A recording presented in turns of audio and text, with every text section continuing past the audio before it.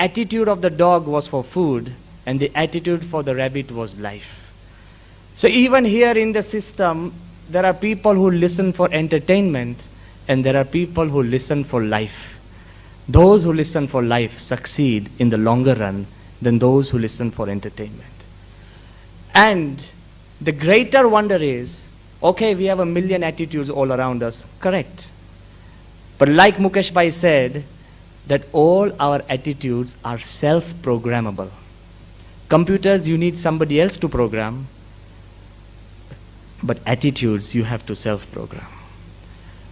To give you a very simple example, I don't want to move out from this hole. You know what programmable attitudes can do?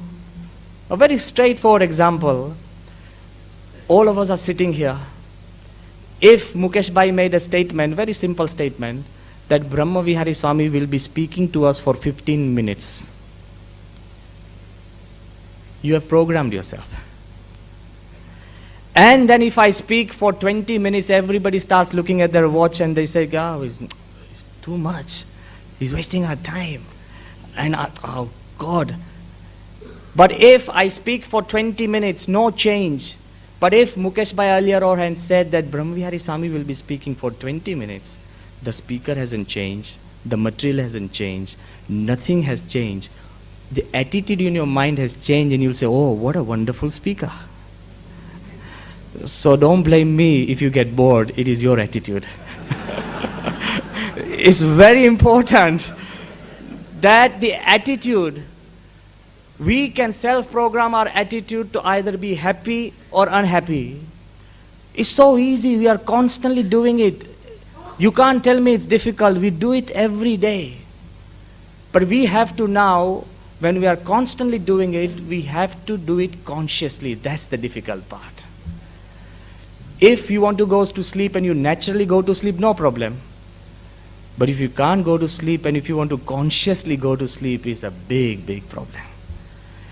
To do something, if you naturally do something good, it's okay. But if you have to consciously do something good, it becomes a challenge. My concept today is that we can program. But Mr. Oden has said that the problem with humanity is we rather ruin ourselves than change our attitude. A man would go to an extreme extent but fail to change his attitude.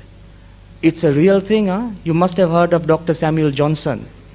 He was a British guy. And as British people, I was in England, that's why I'm telling you, and edit this if it's a bit too far. But every British guy has to have some prejudice for somebody. You know, there was a saying that if a British guy is patting you on the back, be sure he's searching for a place to stab you. The right place should be there now. Okay? So there was a saying, and this saying was said by the French people. So they are equally friendly with the British. Okay? And I just wanted to tell you that this Dr. Samuel Johnson, he was a British guy, but he had an ingrained prejudice for Scotland. He hated Scotland. Once in the midst of his career, some reporters, some people, they planned a very simple conference and he had to go to Scotland. All his life he had never said anything good for Scotland. That was his attitude. But once while he was forced, he kept his lips so tight. By nature, the British have tight-lipped. And this guy made sure they were sewn right to the brim. But as you know, the media are even more intelligent. So the media, while this Dr. Samuel Johnson was about to leave after the lecture, the media gathered him and said, what do you like about Scotland and this and this, this and this? He was quiet. Instead of saying, what do you like about everything, the media forced him into one question, interesting question. They asked him, what is the best thing you like about Scotland? He has to say something now. You might hate anything, but what is the best thing you like about Scotland? You know what he said?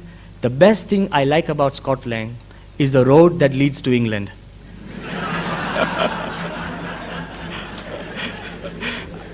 Some attitude. I just wanted to let you know that if a person, he may ruin himself, get embalmed or established as a certain person rather than change. Dr. Bernie Siegel, who has experimented with medicine, science, prayer, emotions, a lot of things, he gives two nice examples which are important here. He says, even if you know that the attitude is hurting you, we don't want to give it up. He goes to the extreme of giving an example of a Jewish patient he had, and that patient had been a victim of the Holocaust. The Germans and the SS people had hurt him, psychologically scarred him. This man, because of that pain, had been hospitalized.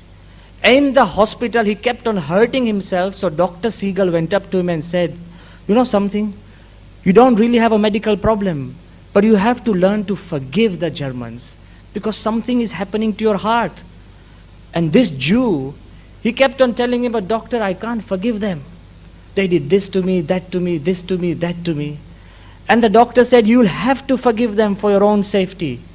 And the Jew did not forgive them right till the end. And you know the shocking story? He grew a cancerous lesion on his heart. It is very rare that you get cancer of the heart. But he kept on hurting inside, that ultimately he grew a cancer of the cardiac fiber.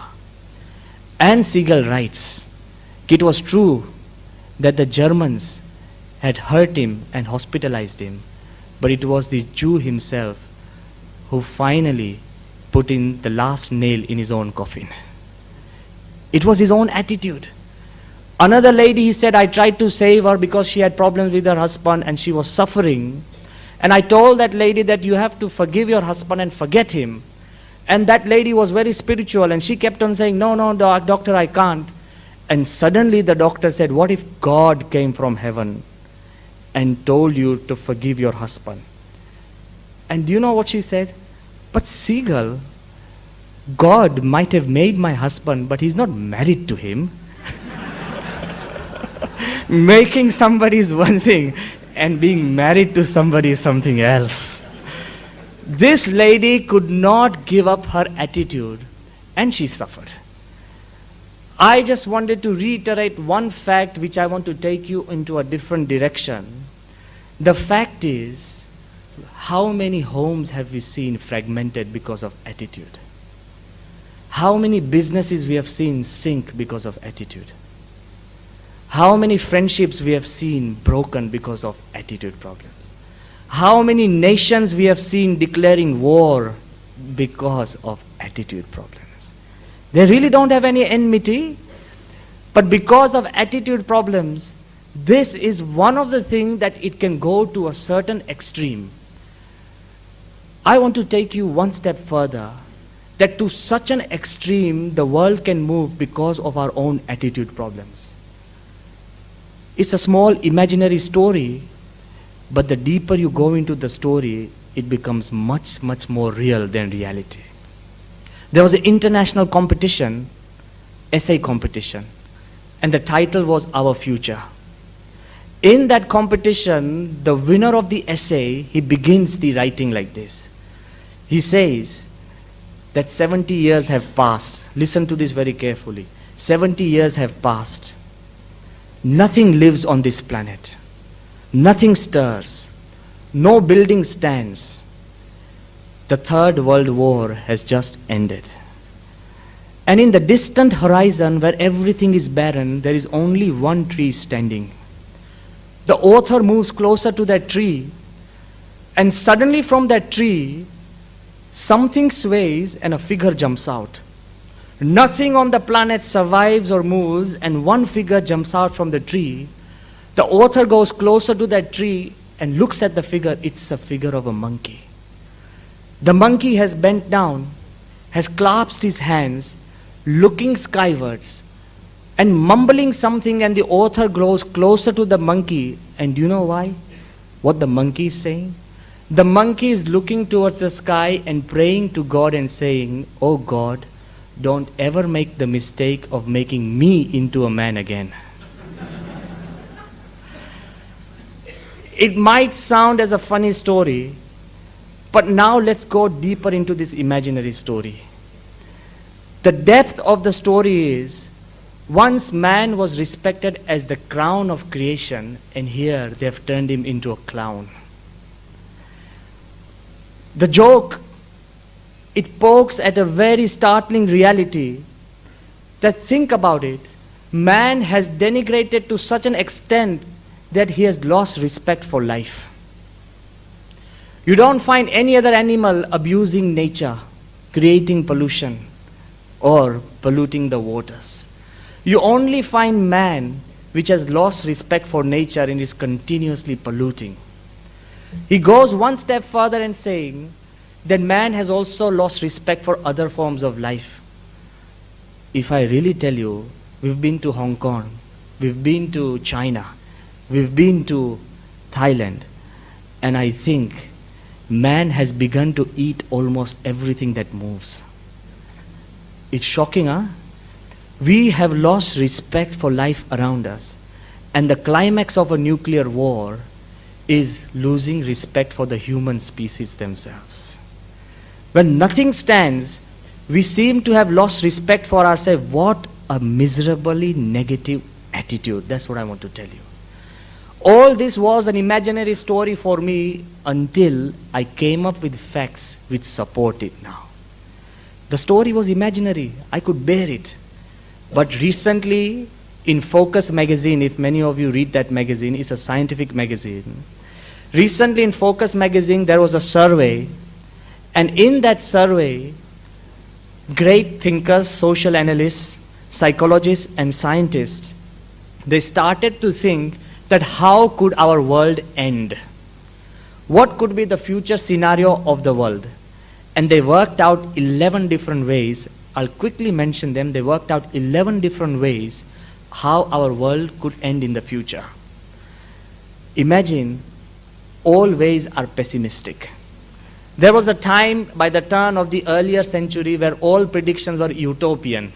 They will have enough food, there are enough things, there will be harmony, there is peace. Now I think if somebody talks about peace, he's looked at them with different looks, you know that? He says, is it really meaning peace? So you look at this, all scenarios are pessimistic, and the first thing they say, the world might end nuclear war, number one. The second thing, they said the pollution gets too far up, it will destroy the saprophytic organisms which will destroy our food chain, and life will be wiped off through pollution. The third thing they say, because of huge eruptions and volcanic eruptions, our world might end.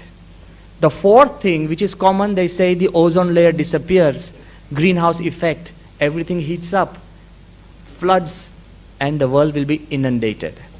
The fifth, they say there could be an energy blast. If another planet passes by the earth, the transfer of energy could destroy life on earth. The sixth, they say, if once the sun has a big flare, you know, when you have a small fire and suddenly the fire has a flare, if once the sun has a big flare, the earth could be singed. The seventh, they say, because we are at the equator and the North Pole and the South Pole are cold, if the earth just shifts the equator like this, don't think about it,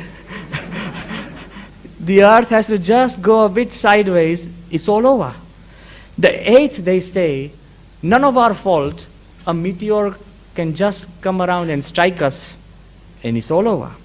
The ninth, they say, there are intergalactic dust clouds. The dust cloud just happens to come in between the sun and the earth. Heat is blocked, we are pushed into an ice age, and we die. The 10th, they say, through our experimentation with biological systems, man may produce a superbug which can eat up and disease the entire humanity, and we could die. These are the 10 I've said, but the 11th, they say, the most dangerous, which could destroy humanity before a nuclear holocaust. Before any of the other 10, all the social scientists have unanimously said the 11th scenario of the world is the problem of negative thinking. They have written that negative mental attitude is a problem with our earth and globe, and they foresee